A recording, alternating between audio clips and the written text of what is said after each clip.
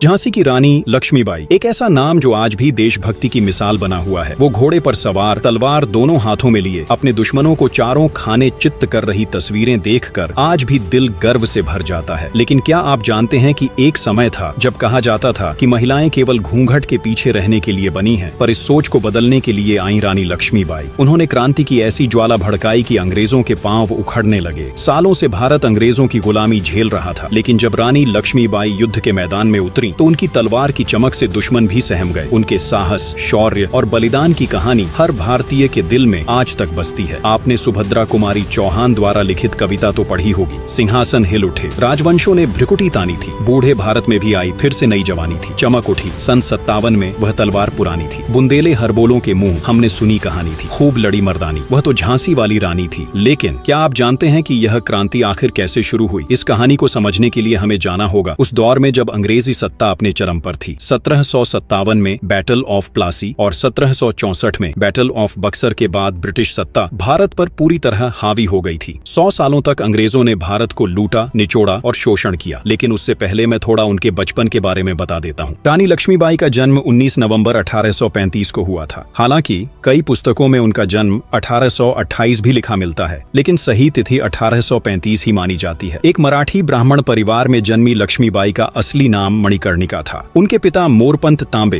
पेशवा बाजीराव द्वितीय के दरबार में सलाहकार थे और माता भागीरथी सपरे एक धार्मिक विचारों वाली महिला थी। उनके परिवार में सब कुछ खुशहाली से चल रहा था, लेकिन नियति ने बचपन में ही उन्हें एक कठिन परीक्षा दे दी। जब वह मात्र 4 वर्ष की थी तब उनकी माता का देहांत हो गया। इसके बाद उनके पिता उन्हें बिठूर ले आए, जो कानपुर के पास स्थित था। बिठूर में पेशवा बाजीराव द्वितीय का दरबार था और वहीं मणिकर्णिका का बचपन बीता। बचपन से ही वह आम लड़कियों से अलग थी। उन्हें घुड़सवारी, तलवारबाजी और युद्ध कला सीखने का जुनून था। छोटी उम्र में ही उन्होंने अस्त्र शस्त्र में महारत हासिल कर ली थी। यही कारण था कि आगे चलकर वह झांसी की रानी बनी और अंग्रेजों के लिए सबसे बड़ा खतरा साबित हुई। बचपन में मनु के 2 सबसे करीबी दोस्त थे, एक नाना साहेब और दूसरा तात्या टोपे। नाना साहेब मराठा पेशवा बाजीराव द्वितीय के पुत्र थे। जब अंग्रेजों ने उनकी पेंशन बंद कर दी तो उन्होंने ब्रिटिश हुकूमत के खिलाफ विद्रोह कर दिया और 1857 की क्रांति में कानपुर से नेतृत्व किया। वहीं तात्या टोपे रानी लक्ष्मीबाई के विश्वास पात्र थे, कुशल रणनीतिकार, युद्ध कौशल में निपुण और अंग्रेजों के खिलाफ विद्रोह में महत्वपूर्ण भूमिका निभाने वाले नायक। मनु, नाना साहेब और तात्या टोपे ये तीनों बचपन से साथ खेले, शरारतें की, लेकिन नियति ने इनके लिए कुछ और ही लिखा था। एक दिन यही तीनों अंग्रेजों के सबसे बड़े दुश्मन बनेंगे। रानी लक्ष्मीबाई को बचपन में छबीली भी कहा जाता था। कानपुर के नाना की मुंहबोली बहन छबीली थी। लक्ष्मीबाई नाम, पिता की वह संतान अकेली थी। नाना के संग पढ़ती थी, वह नाना के संग खेली थी। बर्छी, ढाल, कृपाण, कटारी उसकी यही सहेली थी। वीर शिवाजी की गाथाएं उसको याद जबानी थी। बुंदेले हरबोलों के मुंह हमने सुनी कहानी थी। खूब लड़ी मर्दानी, वह तो झांसी वाली रानी थी। अपनी सुंदरता और चुलबुलापन से वह हर किसी का दिल जीत लेती थी। वह बचपन से ही महाराज शिवाजी, महाभारत और रामायण की कहानियां सुनकर बड़ी हुई थी। इन कहानियों ने उनके मन में देशभक्ति और साहस की भावना भर दी। ऐसा कहा जाता है कि जब मनु छोटी थी तब एक ज्योतिषी ने उनके पिता से कहा था कि आपकी बेटी कोई साधारण लड़की नहीं है, वह एक दिन रानी बनेगी। लेकिन लोगों को उस समय कहाँ पता था कि यह कोई आम रानी नहीं बल्कि यह रणभूमि की महारानी बनने वाली थी। मनु धीरे धीरे बड़ी हो रही थी। उन्होंने घुड़सवारी, तलवारबाजी और रणनीति में महारत हासिल कर ली थी, लेकिन नियति ने उनके लिए कुछ और ही तय कर रखा था। 1850 में मात्र 14 वर्ष की आयु में उनकी शादी झांसी के राजा गंगाधर राव नेवलकर से कर दी गई। अब मनु कानपुर की छबीली से झांसी की रानी लक्ष्मीबाई बन चुकी थी। झांसी की प्रजा ने उन्हें खुले दिल से स्वीकार किया और रानी भी पूरी निष्ठा से झांसी की रक्षा और शासन में जुट गईं। वहीं 1851 में रानी लक्ष्मीबाई ने एक पुत्र को जन्म दिया जिसका नाम दामोदर राव रखा गया। पूरा राज्य इस खुशी से आनंदित था, लेकिन यह खुशी ज्यादा दिन नहीं टिक पाई। महज 4 महीने बाद ही दामोदर राव की मृत्यु हो गई। इस दुख ने राजा गंगाधर राव को अंदर तक झकझोर कर रख दिया। वे मानसिक और शारीरिक दोनों रूप से कमजोर पड़ने लगे। इस स्थिति में उन्होंने अपने चचेरे भाई वासुदेव राव नेवलकर के एक बच्चे आनंद राव को गोद ले लिया और उसे दामोदर राव नाम दे दिया। लेकिन उस समय British governor general Lord Dalhousie ने भारत में एक क्रूर नीति लागू कर दी थी, डॉक्ट्रिन ऑफ लैप्स, जिसे आमतौर पर हड़प नीति कहा जाता है। इस नीति के तहत अगर किसी राज्य का राजा बिना सगे उत्तराधिकारी के मर जाता तो वह राज्य ब्रिटिश साम्राज्य में मिला दिया जाता। झांसी भी इस नीति का शिकार होने वाली थी। राजा गंगाधर राव की कोई सगी संतान नहीं थी, केवल गोद लिया हुआ पुत्र दामोदर राव था। इस पर राजा गंगाधर राव ने झांसी को अंग्रेजों को सौंपने से साफ इनकार कर दिया। उस समय समय अंग्रेजों ने कुछ देर के लिए चुप्पी साध ली, लेकिन वे हार मानने वालों में से नहीं थे। 1853 में जब राजा गंगाधर राव का स्वास्थ्य अत्यधिक बिगड़ गया तो उनकी मृत्यु हो गई, और जैसे ही राजा का देहांत हुआ, अंग्रेजों ने अपना असली रंग दिखा दिया। उन्होंने षड्यंत्र रचकर रानी लक्ष्मीबाई को झांसी छोड़ने का पत्र भेज दिया। जरा सोचिए, एक 18 साल की लड़की जिसका अभी अभी पति चल बसा, जिसकी अपनी कोई संतान नहीं, जिसके सिर से पति की छत्र छाया हट चुकी थी, और अब अंग्रेज झांसी छीनने के लिए खड़े थे। लेकिन कहते हैं न कि भगवान भी कठिन परीक्षा उन्हें ही देता है जो उसे सहने की ताकत रखते हैं। अगर आपको कभी लगे कि आपके जीवन में दुख बहुत बड़ा है तो रानी लक्ष्मीबाई को याद कर लीजिएगा, जिन्होंने अपने पति खो दिए, संतान खो दी और अब झांसी भी खोने वाली थी, लेकिन फिर भी उन्होंने हार नहीं मानी। तब अंग्रेजों ने कहा, झांसी का किला छोड़ दो, लेकिन लक्ष्मीबाई ने साफ ऐलान कर दिया, मैं अपनी झांसी नहीं दूंगी। अब रानी लक्ष्मीबाई 19 साल की उम्र में झांसी को संभालने लगी। उन्होंने न सिर्फ प्रशासन संभाला बल्कि खुद को युद्ध के लिए तैयार करने में जुट गईं। वे हर सुबह 3 बजे उठती, इसके बाद कुछ समय मेडिटेशन करती, फिर सुबह 8 बजे दरबार में पहुंचती, फिर अगले 3 घंटे में वे सैन्य तैयारियों की रिपोर्ट देखती, सैन्य अधिकारियों से चर्चा करती और ब्रिटिश नीतियों का विश्लेषण करती। दोपहर तक ये कार्य समाप्त होते, फिर वे झांसी की जरूरतमंद प्रजा से मिलती। वे दान में विश्वास रखती थीं, इसलिए गरीबों और भिक्षुओं को दान देती, और दोपहर का भोजन करने के बाद फिर से वह 3 बजे कोर्ट में लौटती और न्यायिक मामलों, राजस्व और वित्तीय विभागों को देखती। शाम तक काम करती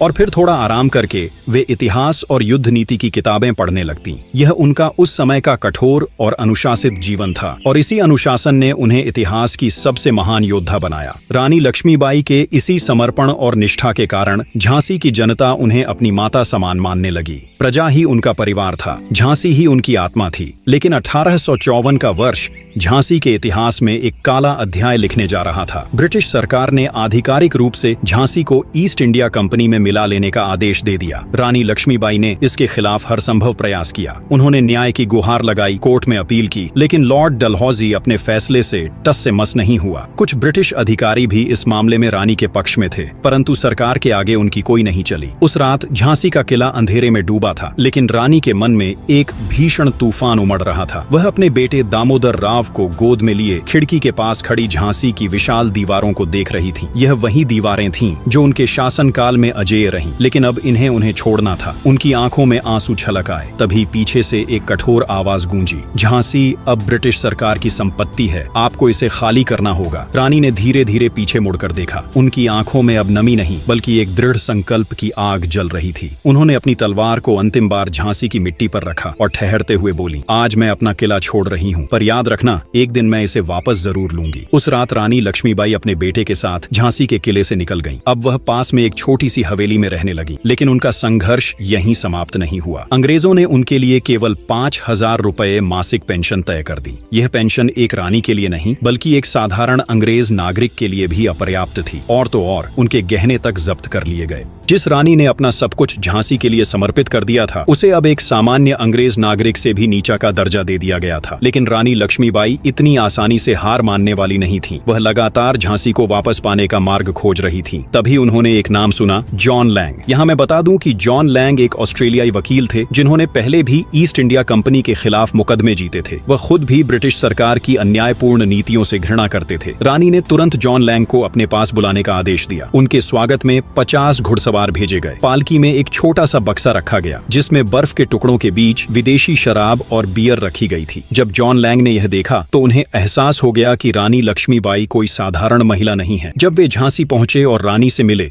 तो उन्होंने अपने किताब में रानी लक्ष्मीबाई के बारे में लिखा कि उस समय रानी मध्यम कद की तगड़ी महिला थी। उनका चेहरा अत्यंत गोल और सुंदर था। उनकी त्वचा अत्यधिक गोरी थी। उन्होंने कोई गहने नहीं पहने थे, केवल कानों में छोटी छोटी बूंदों के आकार की बालियां थीं। लेकिन इस भव्यता और शालीनता के पीछे एक टूटी हुई रानी खड़ी थी। रानी ने गंभीर स्वर में पूछा, क्या मेरी झांसी को वापस पाया जा सकता है? जॉन लैंग कुछ देर चुप रहे, फिर उन्होंने धीरे से सिर झुका लिया। रानी साहिबा, यह लड़ाई बेकार है। ब्रिटिश सरकार कभी आपको झांसी नहीं लौटाएगी। इतना कहकर वह वहां से चले गए। समय बीतता गया और ब्रिटिश सरकार ने रानी की पेंशन बढ़ाने की किसी भी मांग को अनसुना कर दिया। झांसी में धीरे धीरे विरोध के स्वर उठने लगे, परंतु वे इतने प्रभावी नहीं थे कि अंग्रेजी हुकूमत को हिला सकें। परंतु रानी लक्ष्मीबाई के भीतर अब विद्रोह की ज्वाला जल चुकी थी। उन्हें एहसास हो गया था कि न्याय की गुहार से कुछ नहीं होने वाला। अब समय था उस वचन को निभाने का जो उन्होंने जाते जाते दिया था, मैं अपनी झांसी नहीं दूंगी। 1854 में झांसी की रानी के साथ जो अन्याय हुआ था, वही अन्याय अन्याय नाना साहेब के साथ भी दोहराया जा रहा था। पेशवा बाजीराव द्वितीय का भी कोई सगा संतान नहीं था, इसीलिए उन्होंने नाना साहेब को गोद लिया था। लेकिन अंग्रेजों ने नाना साहेब की पेंशन में भी हेर फेर करने लगे। अब कानपुर में नाना साहेब अंग्रेजी हुकूमत के खिलाफ आवाज उठा रहे थे। कई जगह सैनिक विद्रोह हो रहे थे, लेकिन ब्रिटिश सरकार इन क्रांतियों को उभरने से पहले ही कुचल देती थी। अंग्रेजों का यही तरीका था, जहां भी विरोध उठता उसे जड़ से खत्म कर दिया जाता। इसी बीच रानी लक्ष्मीबाई ने नाना साहेब को एक पत्र लिखा, नाना, अब अंग्रेजों से विनती करने का समय बीत चुका है, अब उनके खिलाफ खुली जंग छेड़ना जरूरी है। इस पत्र ने नाना साहेब के मन में क्रांति की चिंगारी जला दी। विद्रोह की आग फैलने लगी। मेरठ, दिल्ली, कानपुर और लखनऊ में विरोध की लपटें उठने लगी। दिल्ली में बहादुर शाह जफर को सम्राट घोषित किया गया। कानपुर में नाना साहेब ने मोर्चा संभाल लिया। लखनऊ में बेगम हजरत महल ने अंग्रेजों के खिलाफ बिगुल बजा दिया, लेकिन अंग्रेजों ने हर जगह विरोध को कुचल दिया। उनका सबसे बड़ा हथियार था फूट डालो और राज करो। वे यह सुनिश्चित कर रहे थे कि भारतीय क्रांतिकारी एकजुट न हो पाएं। जहां भी हल्की सी क्रांति की आग उठती, वहां उसे तुरंत बुझा दिया जाता। धीरे धीरे वर्ष 1857 आ गया। अब अंग्रेजों की बर्बरता अपनी चरम सीमा पर थी। किसानों की हालत बद से बदतर हो चुकी थी। अंग्रेजों ने उनकी फसलें छीन ली थीं। जमींदारों के अत्याचार बढ़ते जा रहे थे। लोगों पर अत्यधिक कर लगाया जा रहा था। लेकिन भारतीयों के लिए सबसे बड़ा झटका तब लगा जब अंग्रेजों ने उनके धार्मिक विश्वासों पर हमला किया। ब्रिटिश सेना ने भारतीय सैनिकों को उस समय एक नई एनफील्ड राइफल्स दी थी। इन राइफल्स में इस्तेमाल होने वाली कार्ट्रिजों को मुंह से काटकर खोलना पड़ता था। कुछ दिनों बाद यह खबर आग की तरह फैल गई कि इन कार्ट्रिजों में गाय और सुअर की चर्बी मिली हुई है। ये हिंदू और मुस्लिम दोनों के लिए असहनीय अपमान था। जहां हिंदुओं के लिए गाय पवित्र थी, वे गायों को माता मानते थे, वे उसकी हत्या की कल्पना भी नहीं कर सकते थे। वहीं मुसलमानों के लिए सुअर हराम था, वे उसका स्पर्श भी नहीं कर सकते थे। यह खबर सुनते ही भारतीय सैनिकों में आक्रोश फूट पड़ा। यह सिर्फ एक कार्ट्रिज नहीं थी, ये भारत के आत्मसम्मान पर चोट थी। अब क्रांति की आग बस भड़कने ही वाली थी। उस समय ब्रिटिश ईस्ट इंडिया कंपनी की सेना में एक भारतीय सिपाही थे जिनका नाम मंगल पांडे था। जब मंगल पांडे को पता चला कि अंग्रेजों ने उनके धर्म का अपमान किया है, तो उनका खून खौल उठा। उस दिन उन्होंने अपनी बंदूक उठाई और ब्रिटिश अधिकारियों पर हमला कर दिया। अंग्रेजों के लिए यह अप्रत्याशित था। उन्होंने तुरंत मंगल पांडे को गिरफ्तार कर लिया और मौत की सजा सुना दी। मंगल पांडे को 1857 को फांसी दी जानी थी, लेकिन ब्रिटिश सरकार डर गई। उन्हें लगा कि इतने बड़े विद्रोही को खुलेआम फांसी देने से सैनिक भड़क सकते हैं, इसलिए उन्होंने फांसी की तारीख 10 दिन पहले कर दी। 8 अप्रैल 1857 को ही मंगल पांडे को फांसी दे दी गई। लेकिन अंग्रेजों की यह चालाकी बेकार गई। मंगल पांडे की शहादत की खबर जंगल में आग की तरह फैल गई। अब भारत के हर कोने में गूंज रहा था, अब बहुत हो गया, अब क्रांति अवश्य होगी। मेरठ छावनी में भारतीय सैनिक बेचैन हो उठे। यह बेचैनी अब एक भीषण विस्फोट में बदलने वाली थी। 10 मई 1857 की रात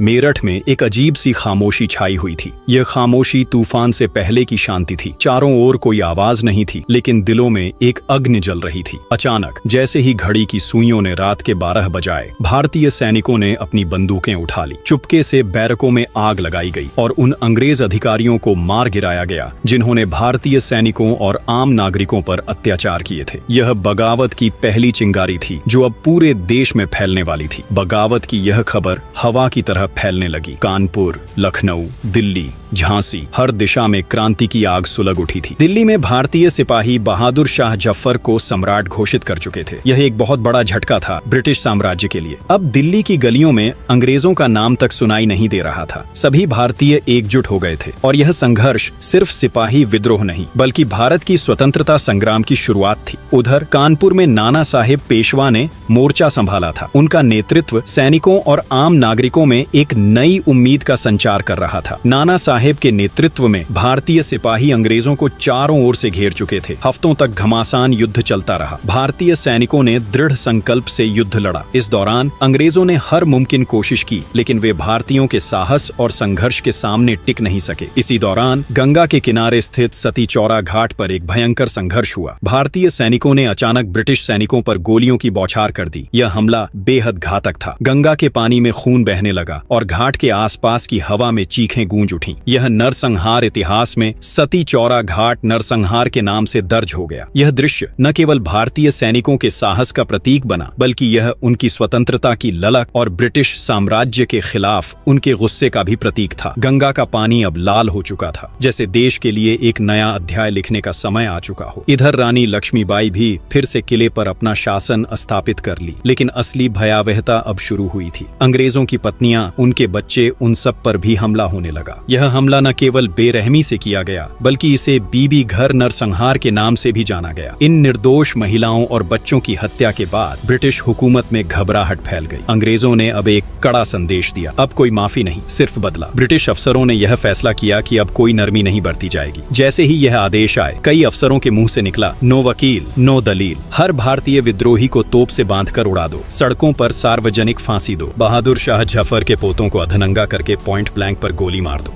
दिल्ली, कानपुर, लखनऊ, जहां भी बगावत की लपटें उठी थीं, वहां ब्रिटिशों ने उसे निर्दयता से कुचलने का प्रयास किया। सड़कों पर लाशों के ढेर लगने लगे। विद्रोही सैनिकों को पकड़कर तोपों से बांधकर उड़ा दिया गया। बच्चों और महिलाओं तक को नहीं छोड़ा गया। बहादुर शाह जफर के बेटों को नंगी हालत में लाकर पॉइंट ब्लैंक से गोली मार दी गई। ब्रिटिश सेना अब पूरी तरह निर्दयी बन चुकी थी। उनके लिए यह युद्ध नहीं, बदले की लड़ाई बन चुका था। धीरे धीरे यह संघर्ष झांसी तक पहुंच गया। रानी लक्ष्मीबाई ने अंग्रेजों की कूटनीति और सैन्य शक्ति का सामना करने के लिए हर संभव प्रयास किए, लेकिन समस्या यह थी कि झांसी के पास अब सिर्फ 1000 सैनिक बचे थे। यह संख्या ब्रिटिश सेना के सामने कुछ नहीं थी। रानी ने तुरंत निर्णय लिया, संपर्क बनाओ, मित्र बनाओ, सहयोग जुटाओ। वह झांसी के आसपास के राजाओं से गठबंधन करने के लिए आगे बढ़ी। कुछ ने समर्थन दिया, लेकिन ओरछा और दतिया के शासकों ने साफ इनकार कर दिया। इन शासकों ने न केवल साथ देने से मना किया, बल्कि झांसी के खिलाफ अंग्रेजों से जा मिले। रानी ने इसे सहन नहीं किया। उन्होंने अपने सैनिकों के साथ मोर्चा संभाला और ओरछा दतिया के विद्रोह को कुचल दिया। अब झांसी मजबूत होती जा रही थी। ब्रिटिशों ने कई बार हमला करने की कोशिश की, लेकिन हर बार उन्हें झांसी की दीवारों से टकराकर लौटना पड़ा। अगस्त 1857 से लेकर मार्च 1858 तक रानी लक्ष्मीबाई ने पूरे झांसी पर शासन किया। वह अब सिर्फ एक रानी नहीं थी, वह झांसी की तलवार बन चुकी थी। इस समय पूरे उत्तर भारत में बगावत अपने चरम पर थी और अंग्रेज भी यह समझ चुके थे कि अगर झांसी पर कब्जा कर लिया तो यह बगावत खत्म हो जाएगी। इसलिए ब्रिटिश सरकार ने अपना सबसे अनुभवी और क्रूर कमांडर ह्यूग रोज को बुलाया। ह्यूग रोज कोई साधारण सेनापति नहीं था। वह क्रिमियन वॉर में अपनी कूटनीति और आक्रामकता के लिए प्रसिद्ध था। उसने आते ही जनवरी 1858 में अपने अभियान की शुरुआत कर दी। ह्यूग रोज की सेना तेजी से झांसी की ओर बढ़ने लगी। रास्ते में उसने सीहोर, राहतगढ़, बनपुर जैसे कई गढ़ों को जीत लिया और ये सभी झांसी के मित्र राज्य थे। अब लक्ष्मीबाई को यह स्पष्ट समझ में आ गया कि अकेले झांसी इस आंधी को नहीं झेल पाएगा। उन्होंने तुरंत तात्या टोपे को संदेश भेजा, झांसी संकट में है, सेना लेकर आओ। तात्या टोपे ने बिना देर किए झांसी की मदद के लिए अपनी सेना लेकर चलना शुरू कर दिया, लेकिन उन्हें आने में वक्त लग रहा था। उधर ह्यूग रोज 20 मार्च 1858 को झांसी की सीमा पर आ पहुंचा। झांसी के कहिले से दूर तक अंग्रेजी सेना के झंडे लहराते हुए दिखाई दे रहे थे। तोपें तैनात हो चुकी थीं और सैनिक युद्ध की मुद्रा में खड़े थे। ह्यूग रोज ने कहिले पर भीषण हमला शुरू किया। दिन रात तोपों की गरज झांसी के आसमान में गूंज रही थी, लेकिन रानी और उनके सैनिक हार मानने वालों में से नहीं थे। उन्होंने हर हमले का बहादुरी से जवाब दिया। तोपों के गोले बरस रहे थे, तलवारें चमक रही थीं और सैनिक आखिरी सांस तक लड़ रहे थे। फिर अचानक झांसी के बाहर से एक राहत की खबर आई। तात्या टोपे आ चुके थे, लेकिन बहुत देर हो चुकी थी। ह्यूग रोज पहले ही पूरी तैयारी कर चुका था। तात्या टोपे की सेना को घेर कर दबा दिया गया। उन्हें इतनी बुरी तरह हराया गया कि वे झांसी की मदद करने तक नहीं पहुंच सके। अब झांसी अकेली थी और झांसी की दीवारें अब कमजोर हो चुकी थीं। ह्यूग रोज के सैनिक किले में घुसने ही वाले थे। तभी रानी की सेना ने जोरदार हमला बोला, लेकिन अंग्रेजों के पास पिस्टल और कई तोपें थीं, जिससे वे किले में घुसने में सफल हो गए। किले में घुसते ही उन्होंने चारों ओर आग लगवा दी। चारों ओर धुएं का गुब्बार था। किले की दीवारें अंग्रेजी तोपों की मार से चरमरा चुकी थीं, लेकिन रानी लक्ष्मीबाई कहीं नहीं मिली। ब्रिटिश सैनिकों ने किले पर कब्जा करना शुरू कर दिया, लेकिन यह इतनी आसान लड़ाई नहीं थी। रानी के बचे हुए सैनिकों ने आखिरी सांस तक लड़ने को तैयार थे। रानी की सेना इतनी भयंकर लड़ाई लड़ रही थी कि ब्रिटिश सैनिक डर के मारे छिपने पर मजबूर हो गए। कई ब्रिटिश दस्तावेजों में लिखा गया कि उनकी सेना इतनी घबरा गई थी कि वे दीवारों के पीछे छिपकर गोलियां चला रहे थे। रानी लक्ष्मीबाई और उनके योद्धा हर गली हर मोर्चे पर शत्रुओं को काट रहे थे, लेकिन झांसी अब बची नहीं थी। अब झांसी की दीवारें टूट चुकी थीं। बहुत सारे ब्रिटिश सैनिक भीतर घुस आए थे। हर तरफ लाशें बिछ चुकी थीं। रानी के पास अब सिर्फ एक ही रास्ता था, झांसी छोड़ना, ताकि युद्ध जारी रहे। उन्होंने अपनी गोद लिए पुत्र दामोदर राव को उठाया और घोड़े बादल की पीठ पर कसकर बांध दिया। फिर उन्होंने किले की ऊंची दीवार से छलांग लगा दी। घोड़ा बादल बलिदान हो गया, लेकिन रानी लक्ष्मीबाई बच निकली। रात के अंधेरे में वह अपने कुछ सेनानियों के साथ कालपी की ओर निकल पड़ी। सुबह होते ही ब्रिटिश सेना ने पूरा शहर आग के हवाले कर दिया। 5000 निर्दोष लोग जिंदा जला दिए गए। बच्चे, बूढ़े, औरतें, कोई भी इस नरसंहार से नहीं बच पाया। झांसी की गलियों में चीख पुकार गूंज रही थी। ब्रिटिश सेना ने ऐसा तांडव किया जिसकी गूंज इतिहास में हमेशा के लिए दर्ज हो गई। लेकिन झांसी की रानी अभी भी जीवित थी। जब रानी कालपी पहुंची, जहां तात्या टोपे और राव साहेब पहले से मौजूद थे, वहां फैसला लिया गया कि ग्वालियर पर कब्जा करना होगा। ग्वालियर वही इलाका था जहां मराठा सिंधिया अंग्रेजों के अधीन हो चुके थे। रानी लक्ष्मीबाई और तात्या टोपे ने हमला बोला। झांसी से बचे खुचे वीर सैनिकों ने अपनी अंतिम ताकत लगा दी और ग्वालियर विजय हो गया। सिंधिया भाग गए। ग्वालियर पर स्वतंत्रता सेनानियों का कब्जा हो गया। अब रानी के पास एक सशक्त किला था, एक सेना थी और एक आखिरी युद्ध की तैयारी। लेकिन अंग्रेजी सेना पीछा करते हुए ग्वालियर भी पहुंच गई। ह्यूग रोज ने अब अपनी पूरी ताकत झोंक दी। 17 जून 1858 को रानी लक्ष्मीबाई ने ग्वालियर के फूलबाग में वह बाघिन की तरह लड़ी। कैप्टन रॉड्रिक ने बाद में बताया कि रानी लक्ष्मीबाई जैसी योद्धा उन्होंने कभी नहीं देखी थी। घोड़े पर सवार रानी ने रस्सी को दांतों से पकड़ रखा था ताकि दोनों हाथों से तलवार चला सके। उनकी एक एक चोट पर दुश्मन धराशायी हो रहे थे। लेकिन तभी ह्यूग रोज की एक गुप्त सेना ने ऊंटों की एक पूरी टुकड़ी युद्ध में झोंक दी। यह ह्यूग रोज का सबसे घातक दांव था। पहले से थकी हुई भारतीय सेना पर ऊंटों पर सवार अंग्रेजों ने अचानक हमला बोल दिया। अब रानी के सैनिक पीछे हटने लगे। ब्रिटिश सैनिक अब बेतहाशा गोलियां चला रहे थे, लेकिन रानी ने हार मानने से इनकार कर दिया। वह आखिरी सांस तक लड़ रही थी, लेकिन अकेली रानी कितनों से लड़ती। लड़ते लड़ते उनके कंधे पर गहरी तलवार लग गई और फिर एक गोली उनके शरीर में समा गई। घाव गहरे थे, रक्त धाराओं में बह रहा था, पर उनकी आंखों में अभी भी वही ज्वाला थी, आजादी की। गंभीर रूप से घायल रानी पास के एक मंदिर तक पहुंची। वहां एक पंडित ने उन्हें गंगा जल दिया। उनका शरीर दर्द से कराह रहा था, पर होठों पर बस एक ही बात थी, दामोदर का ख्याल रखना। और फिर इस वीरांगना ने अपनी अंतिम सांस ली। ब्रिटिश सेना को डर था कि यदि रानी का पार्थिव शरीर भारतीय के हाथ लग गया तो क्रांतिकारियों की भावना और प्रबल हो जाएगी। इसलिए उनके कुछ विश्वास पात्र सैनिकों ने पास के जंगल में लकड़ियां इकट्ठी कर रानी का अंतिम संस्कार किया। रानी की वीरगति के बाद झांसी का पतन हो गया। धीरे धीरे क्रांति की ज्वाला मध्यम पड़ने लगी। तात्या टोपे ने संघर्ष जारी रखा, लेकिन 1 वर्ष बाद पकड़े गए और उन्हें शिवपुरी में फांसी दे दी गई। दिल्ली में बहादुर शाह जफर के उत्तराधिकारियों को खूनी दरवाजे पर बेरहमी से मार दिया गया। नाना साहेब नेपाल भाग गए। युद्ध खत्म होने के बाद जनरल ह्यूग रोज ने कहा था, only man among the rebels, यानी क्रांतिकारियों में केवल एक ही व्यक्ति पुरुषों जैसा साहसी था, रानी लक्ष्मीबाई। परंतु यही अंग्रेज जो अब उनकी बहादुरी के कसीदे पढ़ रहे थे, उस समय झांसी लौटाने को तैयार नहीं थे। 1857 की क्रांति भले ही विफल हो गई, लेकिन इसने अंग्रेजों की नींव हिला दी। गवर्नमेंट ऑफ इंडिया एक्ट आया और भारत ईस्ट इंडिया कंपनी से निकलकर सीधे ब्रिटिश क्राउन के अधीन हो गया। भारत अब आधिकारिक रूप से ब्रिटिश इंडिया बन चुका था। रानी लक्ष्मीबाई का बलिदान व्यर्थ नहीं गया। उनका साहस, उनकी वीरता और उनका विद्रोही जज्बा हर भारतीय के हृदय में अमर हो गया। इतिहास ने उन्हें केवल एक योद्धा के रूप में नहीं, बल्कि एक प्रेरणा के रूप में अंकित किया। मात्र 23 साल की उम्र में वह अंग्रेजों से जा भिड़ी और एक ऐसी प्रेरणा बन गई जो कभी नहीं मिटेगी। उम्मीद है आप लोगों को रानी लक्ष्मीबाई की वीर गाथा पसंद आया होगा। आप लोग अगर यहाँ तक वीडियो देख लिए है तो मैं आपसे एक विशेष निवेदन करता हूँ, कमेंट करके जरूर बताएं कि रानी लक्ष्मीबाई की इस प्रेरणादायक गाथा के बाद आप किस वीर या वीरांगना की कहानी सुनना चाहेंगे। और यदि आप गोंडवाना के अमर वीरांगना रानी दुर्गावती की गाथा सुनना चाहते हैं तो स्क्रीन पर दिख रहे वीडियो पर जरूर क्लिक करें।